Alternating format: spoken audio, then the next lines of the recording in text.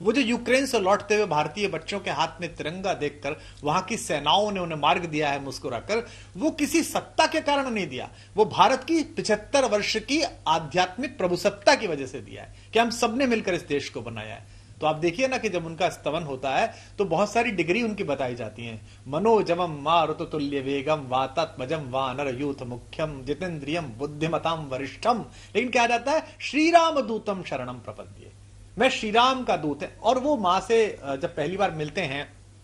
माता जानकी से, तो भी नहीं कहते, उनके पास परिचय में बोलने के लिए पर्याप्त है।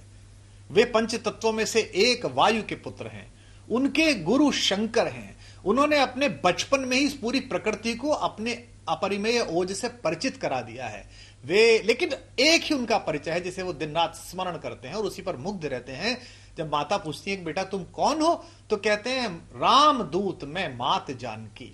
इस विनम्रता पर श्वेता कौन न बलिहारी हो जाए, इस सामंजस्यता पर कौन न न्यौछावर हो जाए कि इतना इतना बल होने के बाद भी जो लंका को एक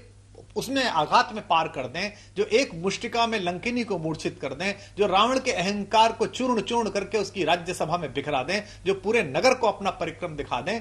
लेकिन वो कहते रामदूत मैं मात जानकी, मेरा इतना परिचय है कि मैं राम का दूत। और कसम भी किसकी खाते हैं, सत्य शपथ करुणा निधान की, मैं उन करुणा निधान की कसम खाकर कह रहा हूं। तो जो युवा पीढ़ी आज आपके माध्यम से, आज तक के माध्यम से भगवान का ये पुण्य पर्व मना रही है मारुति नंदन का, उन सबसे प्रार्थना है कि आपकी श्रद्धा, आपकी आस्था के साथ बिल्कुल शुभकामनाएं, आप ये काम करिए। लेकिन एक मैनेजमेंट गुरु के रूप में, एक डिजास्टर मैनेजर के रूप में, एक टास्क मैनेजर के रूप में,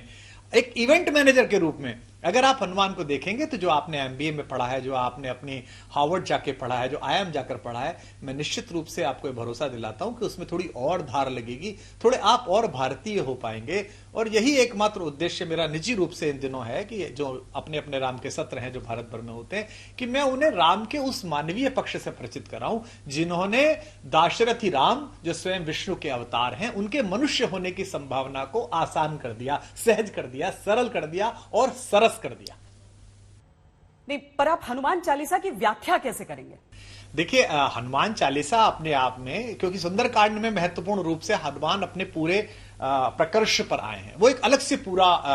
एक व्याख्या है, अलग से पूरा एक संवाद है। और मैं आशा करता हूं, हम लोगों ने तो अपने अपने राम भी किया था आज तक, पर मैं आशा करता हूं कि कभी ना कभी सुंदरकांड पर के उसकी वैज्ञानिकता पर अवश्य रूप से आपके यहां आकर या कहीं मैं बोलूंगा। लेकिन हनुमान चालीसा एक छोटी सी ऐसी स्तुति, एक छोटा सा ऐसा स्तवन है जिसे